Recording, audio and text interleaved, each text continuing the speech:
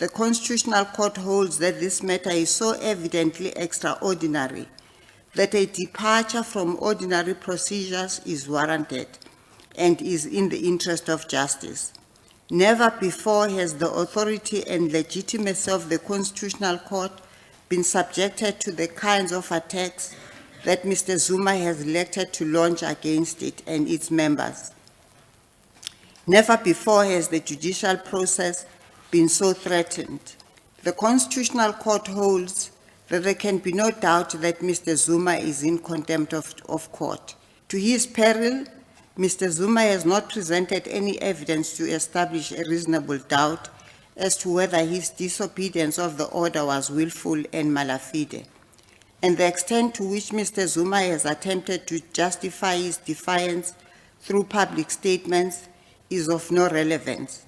The statements were not formally pleaded, so fall to be disregarded. The Constitutional Court can do nothing but conclude that Mr. Zuma is guilty of the crime of contempt of court. Mr. Zuma is no ordinary litigant. He is the former President of the Republic of South Africa, who continues to wield significant political influence and in whom lies a great deal of power to incite others to similarly defy court orders. His actions and any consequences or lack thereof are being closely observed by the public. So if his conduct is met with impunity, he will do significant damage to the rule of law. The unique political position that Mr. Zuma enjoys as the former president constitutes a further exceptional feature of this matter that justifies a punitive sanction. No person enjoys exclusion or exemption from the sovereignty of the laws of the Republic, and Mr. Zuma is no exception. And indeed, it would be antithetical to the value of accountability if those who once held high office are not bound by the law. The Constitutional Court holds that it is disturbing that he who twice saw allegiance to the Republic, its laws and the Constitution, has sought to ignore, undermine, and in many ways destroy the rule of law altogether. Mr. Zuma's conduct has undoubtedly set an example to the public.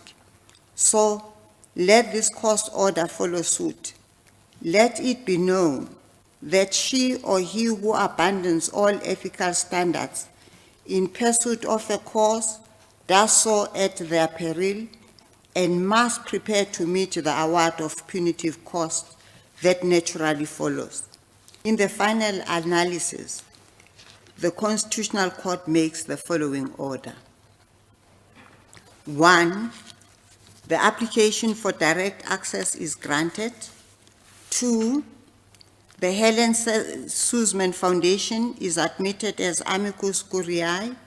3, it is declared that Mr. Jacob Zuma is guilty of the crime of contempt of court for failure to comply with the order made by this court in Secretary of the Judicial Commission of Inquiry into allegations of state capture, corruption and fraud in the public sector, including organs of state, versus Jacob Zuma. Mr. Jacob Zuma is sentenced to undergo 15 months imprisonment. 5, Mr. Jacob Zuma is ordered to submit himself to the South African Police at Nkandla Police Station or Johannesburg Central Police Station within 5 calendar days from the date of this order for the station commander or other officer in charge of that police station to ensure that he is immediately delivered to a correctional center to commence serving the sentence imposed in paragraph 4. 6, in the event that Mr. Jacob Zuma does not submit himself to the South African Police Service as required by paragraph 5, the Minister of Police and the National Commissioner of the South African Police Service must, within 3 calendar days of the expiry of the period stipulated in paragraph 5, take all steps that are necessary and permissible in law to ensure that Mr. Jacob Zuma is delivered to a correctional center in order to commence serving the sentence imposed in paragraph 4.